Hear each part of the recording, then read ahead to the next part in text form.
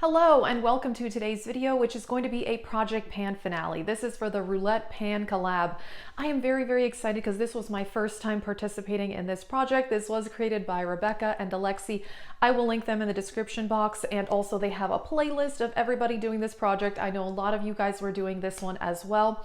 I will say overall I did pretty well in this project. For the last month, I didn't get as much progress as I wanted just because I was really focused on some things that I really wanted to finish before the end of the year. Some of the empties for these categories I don't have anymore because I did get rid of them after I filmed my year-long makeup empties. So if you did not see that, I will link that video in the description box.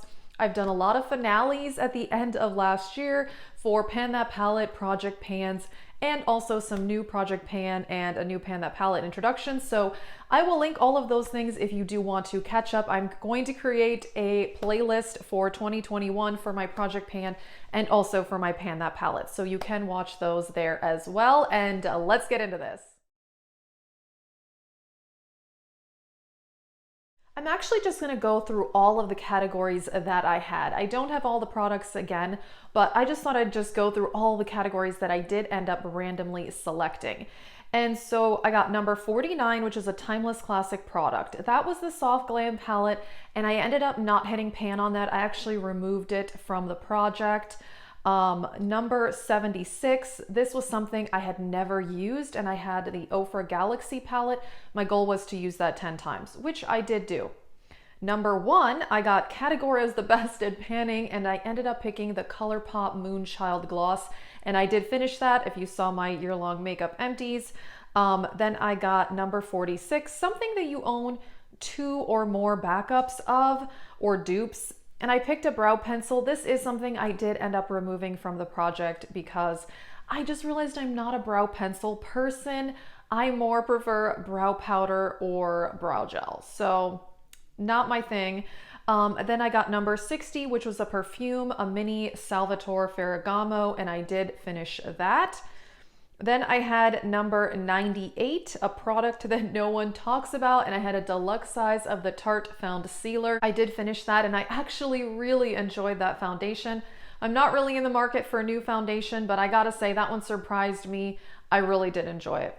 Let's see, then I had number 5, something that makes you feel like an artist, and for that I did have the Carity 21 matte palette, and my goal was to just use this 5 times.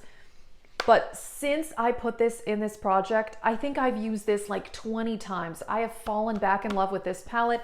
This is an older palette in my collection, but I've been using this a lot. I mean, I often use these 2 colors to either do a brow bone highlight or set my eyeshadow primer. Today, I'm mostly wearing the Natasha Denona bronze palette, but I did put a little bit of this orange in the crease because I wanted it to look a bit more orange. I love it. I think this is a fantastic companion palette, and I got so much use out of that. I thought that was really great. Right, then I got number 51, a product you have multiples of, and I went with this Kylie highlighter because I have a lot of highlighters, so I thought this was a good one. This was a usage goal also to use this 10 times, and I did use that 10 times. Then I had, number 41, something that I have a hard time pronouncing, and I picked this lip liner by Beauty Vault, and it's in Natty Nat, and it is a red. My goal was to just use this 5 times because I don't wear bold lip colors all that often. I actually ended up using this 6 times. A lot of my videos that you may have seen at the end of December, I was wearing a red liquid lipstick. I really fell in love with wearing red colors, and I did use this, and I found it to be very versatile because I used it with a true red, a more red orange, and then also like a deeper burgundy. I really don't feel like I have to match my lip liner exactly to my lipstick. I gotta say, in the past, I felt like I had to match it perfectly, and I just don't feel like that's necessary. I used this with 3 different shades of red, and it worked out very well. So that was pretty exciting as well. Then I had number 81, which is something that doesn't suit you. And I ended up picking this Pat McGrath gloss in, I think, Flesh 4. And I really felt like this color did not look good on me. My goal was to only use this 5 times, which I did do that. And I actually ended up falling in love with it. I actually mixed it in with a lighter liquid lipstick to get like an in-between brown. It was great. I really enjoyed it. So this actually may be something that I try to project pan sometime this year, now that I know a way to wear it that actually does suit me. Then I had number 20, something you're close to finishing up, but you forget. And then I had a deluxe size Hourglass Stick Foundation, and I did finish that as well. Then I had number 66, something black. This one didn't go that great, I admit. So I picked this Chanel lipstick in the color Russie. I said I wanted to use this 10 times and I only used it 2 times, which is kind of sad, I know, but I did enjoy using it. And this is an older lipstick in my collection that I had not used in some time. Obviously it's expensive, it's Chanel, so I'm glad that I've kind of rediscovered it. So this actually, I'm going to keep this in my monthly makeup basket and see if I can get more use out of that one.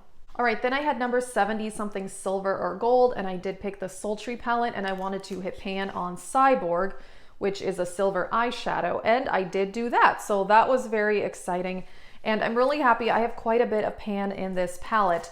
And if you saw my new Pan That palette for the year, I have decided though that I'm not going to be trying to hit pan on any eyeshadows that are not my Pan That palette.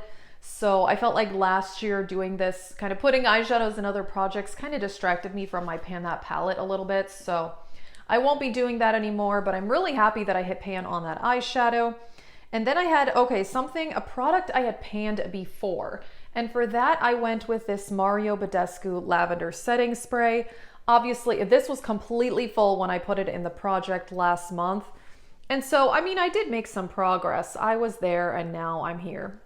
I mean, that's pretty good for, you know, a little under a month's progress. Alrighty, and the last category that I had was a product that everybody hates but you love, and that was the Too Faced Highlighter in Fancy Pink Diamond.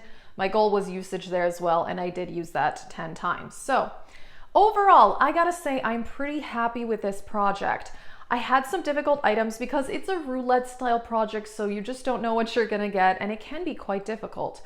However, I'm pretty happy with how much that I actually finished. I ended up having 4 empties for this project, which is actually pretty good. And then I hit pan on the Sultry palette, and then I made pretty good progress in some other things. There were 2 things, like I mentioned, that I did just end up removing from the project because it just was not working out. But I gotta say, I'm really, really happy. I was excited. I finally participated in this project pan because I've been watching people do this for many, many years. So yeah, overall, not bad. Stay tuned. I'm still gonna be doing some new project pans within the next couple of weeks. If you did not see my intro videos, I will link those in the description box. And if you do want to see my year-long makeup empties, I will link that as well, along with the playlist for this project and the creators, of course. That is it. Thank you so much for watching and have a great day.